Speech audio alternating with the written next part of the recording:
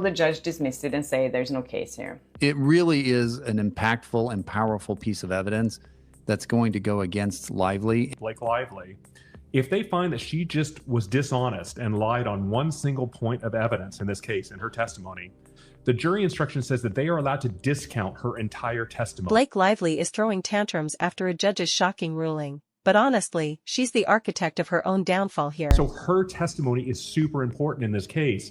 And if you can show the jury that she's lied, juries don't like liars. With the public eye against her, even the judge struggles to find her good side. Turns out, it doesn't exist at all. She wants different rules for her than she wants for Baldoni and his team, which I don't think the judge will agree with. For months, Lively meticulously navigated the lawsuit, relying on carefully crafted PR moves to control the narrative. She worked overtime to maintain her image, playing the victim while portraying Baldoni as the aggressor, the problem, the one responsible for everything unraveling. Her strategy was calculated, but the truth emerged. Trials are about the truth, and juries want the truth, and if you lie to them, they will hold it against you. When the judge ruled against her in an unexpected twist, it shattered her carefully crafted illusion. The decision was nothing short of humiliating, weakening her case and exposing the shaky foundation of the allegations she had relied on so heavily. Her narrative crumbled under the weight of reality. That's Blake Lively's PR firm begging to be let go of the case. I think actually they may have the worst messages of all. The media had been circling like vultures, waiting for something to tip the scales, and this was it. Overnight, the conversation shifted from poor Blake to what is she really hiding. The ruling sent the internet into overdrive. Social media exploded, news outlets scrambled to report, and legal analysts dissected every detail, fueling the frenzy. And if I were her attorney, I'd want to get out of this case before she has to sit for deposition, not just because it might be bad for the case, but PR-wise, it's not going to be good. While some defended Lively, the overwhelming response was brutal. This ruling didn't just mark a legal loss, it was a public humiliation. The kind that shifted perception in real time. For Blake, who had spent her career meticulously crafting an image of control and perfection, the fallout was something she couldn't handle. Every expert's going to skew it towards their view of the case. And then the penultimate question to the expert is, but you agree with me the jury is able to determine for themselves what this video is showing. The meltdown was immediate. Sources who had closely followed her behavior since the lawsuit began described her response as frantic, desperate, an absolute unraveling of the calm, collected persona she had carefully maintained. She wasn't just frustrated, she was livid, unable to contain the fury sparked by her public downfall. Because jurors are very bright, especially collectively. When they're all together, they all come from varied backgrounds. They're the smartest people in the room collectively, and they generally get the right result. So the experts here are going to be important, but ultimately this video is damning, and I think you're right to say, or I was right to say, this is some of the most damning evidence in this case. Her entire PR team went into full crisis mode, scrambling to shift the focus elsewhere. But no amount of damage control could erase the truth. Hollywood was finally seeing through her. This wasn't just about the lawsuit anymore. Public backlash had been brewing for months, but after the judge's decision, it erupted. It wasn't just a legal setback, it was a turning point, fundamentally shifting how people viewed Blake Lively. I think that's part of the PR battle. From a legal perspective, there would be no reason to put a statement by an expert in your complaint. It won't be shown to the jury. When you do go to trial, each side is going to have experts that they hire. Everybody has hired experts, and really experts are just hired guns. The narrative was shifting fast, and not in her favor. For years, Blake Lively had been praised as one of Hollywood's golden girls, the charming, sophisticated actress who always seemed in control. But now, she was being seen for what she truly was, a manipulative force who had spent years pulling strings to maintain her power. Because it's pointless. This is only for public consumption. Right. And it's only to try to take back the narrative that Baldoni's team has done a very good job of it. And perhaps the reason they've done such a good job on the Baldoni's team is because they have more truth on their side than perhaps Blake Lively does. Her social media tells the story. Once the ruling dropped, people began jumping ship. In just a few months, her follower count plummeted at a shocking speed, a decline no one anticipated. Both sides are trying to kill each other, and right now Baldoni's team is winning hands down. Public opinion is completely behind him. You've got even conservative bloggers. Candace Owens comes to mind, Meghan McCain. These are very conservative people, and they are completely behind Baldoni and his team and what's happening here. This isn't just a small dip, it's a record-breaking loss. Hundreds of thousands are unfollowing, and with every new lawsuit update, the number keeps climbing. At first, some dismissed it as a temporary setback, but the truth is clear. Blake Lively is becoming Hollywood's least favorite person, and she has only herself to blame. Blake Lively and Ryan Reynolds, they need to listen to their lawyers, and they need to resolve this case if possible. Justin Baldoni, on the other hand, is experiencing the opposite. While Blake loses support by the minute, he's gaining new followers, supporters, and allies, solidifying his growing influence in the public eye. You're basically saying you're a liar. You misrepresent who you are in the court of public opinion. They've lost. People who once dismissed Baldoni's side are now reconsidering, realizing that maybe, just maybe, he was telling the truth all along. The numbers don't lie, and the contrast is glaring. For Lively, it's a full-blown PR nightmare. One no staged appearances or carefully crafted statements can fix. This is insane. What are you talking about? She genuinely is not aware of how insane she sounds. The backlash isn't just online. Hollywood is distancing itself fast. Directors, producers, and executives who once saw her as an asset now view her as a liability, unwilling to risk their reputations on her. There's a lot of comments that she puts in here that you're just like, why would you want to take over someone's movie? The outfits in this end are so out of touch. No, we don't want to watch bullies like Blake. Let's be real, Hollywood doesn't run on morality. It doesn't care who's right or wrong in a legal battle. What matters is money, reputation, and power.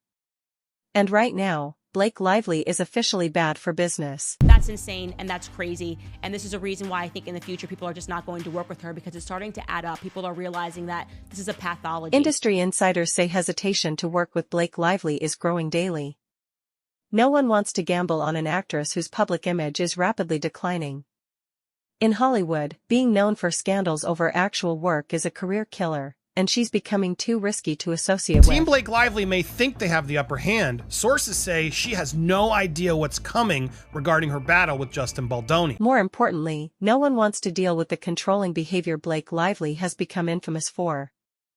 This isn't just about the lawsuit, it's a long-standing pattern that Hollywood quietly tolerated for years, now unraveling in the most public and damaging way possible. One likely to be remembered as the spark that ignited the next chapter of the Me Too movement.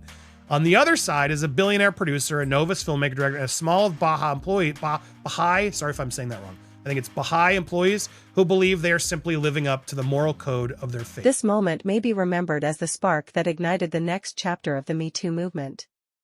On the other side stands a billionaire producer, a novice filmmaker, a director, and a small Baha'i employee, each believing they are simply upholding the moral code of their faith. If the judge couldn't find anything there, I find it a little suspicious. So a source is talking on behalf of this Shane guy, saying that about Justin, that he always tried to present himself as a progressive man. For years, whispers circulated about Blake Lively's behind-the-scenes antics, how she took over projects, overrode directors, forced script changes, and ensured she remained the center of attention. She manipulated situations to maintain control, shaping narratives to her advantage. And until now, she had always gotten away with it. But this legal battle has exposed her in a way no one can ignore, unraveling the carefully crafted image she spent years protecting. Blake Lively and Ryan Reynolds have hired former CIA agents with a proven track record of lying to the public, gaslighting the public. This lawsuit is no longer just a legal battle, it's a full-blown reckoning for Blake Lively. She's not just fighting in court, she's fighting for her career, reputation, and the image she spent years building. And at the rate things are unraveling, she's losing on all fronts. She's quietly working with Nick Shapiro, the CIA's former deputy chief of staff and senior advisor to former director John Brennan. So this guy, high up, just about as high up as you could possibly get if he is the deputy chief of staff. If she thought hiring a former CAPR specialist would save her, she was wrong. The CIA, after JFK was shot in the 60s, put journalists in the mainstream media on their payroll. And they did this in order to control the narrative, right? Which is another way of saying to gaslight the public, to stop the public from asking certain questions. If Blake Lively thought attending film festivals and pretending everything was fine would help, she was wrong. And if she believed Hollywood would still protect her, she was dead wrong. The judge's ruling didn't just hurt her case, it was the final nail in her already crumbling career's coffin. If you're a good journalist and you're at that red carpet, your duty is to ask people about Blake Lively being there and the whole situation. The real question now is, how much worse can it get? At this rate, we may be witnessing one of Hollywood's most dramatic downfalls in years. No staged smiles or red carpet appearances can change that. And recent events only made things worse, especially when Blake Lively arrived at South by Southwest on March 9, 2025, a moment that instantly intensified the backlash and fueled even more controversy. God, I'm so happy and I'm so lucky and I love my fans so much and I love the journalists, I love the photographers. I was like, wow. She walked up to fans, took selfies and hugged people and were like, oh, don't take your selfie like this, put it on video mode and it's much better. She was so sweet. She walked the red carpet with the confidence of someone oblivious, or unwilling to acknowledge, the storm around her. With the lawsuit against Justin Baldoni becoming a public disaster, her reputation crumbling, and the media shredding her credibility, many expected her to lay low or skip the event entirely. It's like she's trying to tell us that we were all wrong and she's a really nice person because now we can see that she is. But Blake had other plans. Instead of retreating, she stepped into the spotlight, determined to prove she was still in control. It wasn't just an appearance, it was a statement. But that statement backfired spectacularly. And she was friends with people just hanging out there and gave this guy a hug and it was like, oh, this is so nice. From the moment she stepped onto the red carpet, the tension was palpable. Normally, these events are filled with excitement and celebration, but this time, the energy was different. The cameras rolled, yet the usual spark was missing. Blake know that they weren't exactly on her side of the whole situation going on with him. Someone held up a sign that said, "Justice for Justin Baldoni, Blake lied," and they were also wearing a shirt that says, "Blake lied." Every reporter, fan, and industry insider knew this was more than just another movie premiere. It was Blake Lively's attempt to convince the world that nothing was wrong. She posed for photos, smiled for cameras, and engaged with fans, but something felt off. Her usual effortless charm seemed forced, almost mechanical. No matter how hard she tried to act like everything was fine, the cracks in her facade were impossible to ignore. People commented and said, "Ooh, she hates her. Girl couldn't fake it. Oh, you know," are the exact words I say when someone asks me how I am and I am barely hanging on. "Oh, you know," is the new "here, damn." Then came the moment that turned the night into a spectacle. As Blake moved through the red carpet, past flashing cameras and carefully planned interactions, a protester shattered the polished facade. Holding a sign that read "Justice for Justin Baldoni, Blake lied," the message was impossible to ignore. The protester, later identified as YouTuber and social commentator Colonel CTS, stood defiantly on the sidelines, making it clear that not everyone was there to celebrate. I think I want to ask you, how do you feel like how does it feel like the movie's being impacted kind of by everything happening around going on in the world? Why, what happened? I did ayahuasca and the last year of my life is just gone, but I've heard the movie's amazing. A protester at such a high-profile event was embarrassing enough, but Blake's reaction made it worse. Instead of ignoring it or responding with grace, she looked visibly rattled. It lasted only a split second, but the mask slipped, the cameras caught it, and soon, the footage was everywhere. She just like threw this question at her saying like, how was it to work with Anna again? And she said this. Like, what does it mean to be back with Anna? Oh, it's the best. I'm so happy. Meanwhile, the media was eating it up. Every major outlet from TMZ to Variety to the Daily Mail had reporters at the event, dissecting Blake Lively's body language, expressions, and interactions. The headlines practically wrote themselves. Blake Lively tries to save face amid legal scandal. Protester calls out Blake Lively on red carpet. * Hollywood's darling no more. Lively faces backlash at South by Southwest. The scrutiny was relentless.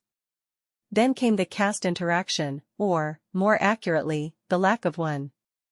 Anna Kendrick, Lively's A Simple Favor 2 co-star, was also in attendance. Anyone expecting a united front was sorely mistaken. If anything, Kendrick seemed determined to put as much distance between herself and Lively as possible. Then someone asked Anna Kendrick the same thing. What was it like being back with Blake? And she was like running away saying, oh, you know. Anna, what does it mean to be working with Blake again? The internet had a field day dissecting the moment. Comments flooded in, with fans pointing out how Anna Kendrick's response sounded like something you'd say about an ex you're forced to work with. Girl couldn't fake it, one TikTok user joked. Another wrote, oh, you know is the new I'd rather not say. The clip went viral within hours, racking up millions of views across platforms. This drama has been unraveling since the start of the year, and with neither side backing down, things are only heating up. Stay ahead of every twist and turn, make sure to subscribe.